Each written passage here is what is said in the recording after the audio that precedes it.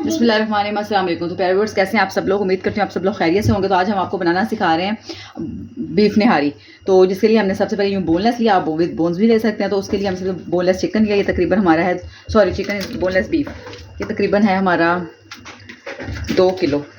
ठीक है, तो इसके अंदर जाएगा पानी भी बराबर मिकदार में। इसमें हमने कुछ नहीं डालना, इसमें सिर्फ हमने पानी और बीफ डाल के इसको हम गलने के लिए रख देंगे 15 मिनट के लिए। हम मिलते हैं आपसे 15 मिनट के बाद। इसमें जितने में हमारा गोश्त निकलता है, हम एक तरफ एक प्याज, 4 मीडियम साइज़ के प्याज लेके उनको घी में उनका कलर करेंगे डाल ब्राउन, और फिर हम आपको मिलते हैं। हमारे जैसे हमारे प्याज का कलर चेंज हो रहा है, तो हम इसके अंदर खड़े मसाले डालेंगे। एक अदद बादियान का फूल डालेंगे, ये 2 अदद दालचीनी की स्टिक्स डालेंगे और 2 अदद बड़ी इलायची डालेंगे। और इसको अच्छी तरह से हम पकाएंगे इसके अंदर जब तक कि प्याज का कलर अच्छी तरह से चेंज नहीं हो जाता।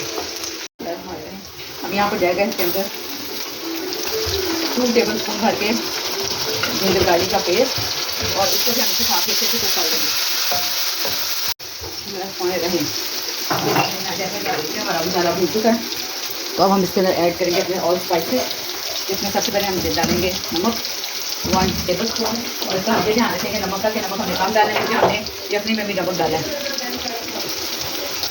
2 टेबल स्पून भर के जाएगा इसके अंदर हमारा सूप मिर्च पाउडर, 2 टेबल स्पून भर के जाएगा इसके अंदर हमारा धनिया पाउडर। यहाँ पे इसमें जाएगा 1 टीस्पून भर के जीरा पाउडर। स्पाइसेस को अच्छे से इसके अंदर लगा के यहाँ पे साथ ही हम ऐड कर देंगे अपना गोश्त, जिसको हमने नमक डाल के पानी में बॉईल कर दिया था, ताकि वो भी इसके साथ ही लगाइए। अब इसको हम 15-20 मिनट के अच्छे से भूनेंगे। अब हम इसके अंदर ऐड करेंगे 1 पैकेट नेशनल का निहारी मसाला।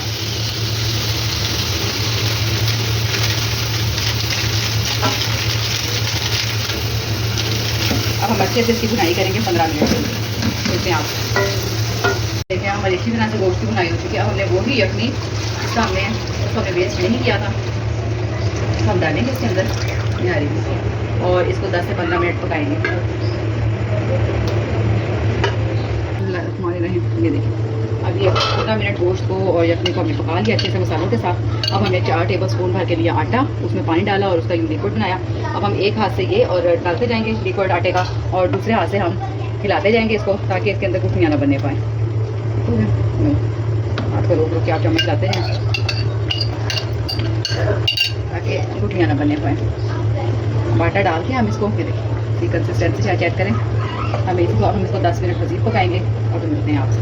बिस्मिल्लाहिर्रहमानिर्रहीम, ये देखिए ये हमारा बहुत प्यारा कलर आ चुका है। अब इस पॉइंट पे हम इसमें डालेंगे 1 चम्मच भरकर काली मिर्च, मोटी मोटी यूँ कूट लें उसे, और साथ में जाएगा इस पॉइंट पे गरम मसाला 1 टेबल स्पून भर के। अच्छा, आप इसको चाहें तो सर्विंग के टाइम पे भी डाल सकते हैं, लेकिन हमें चूँकि अपनी रेसिपी को कंप्लीट करना होता है, तो हम इसको इस पॉइंट पे डालेंगे।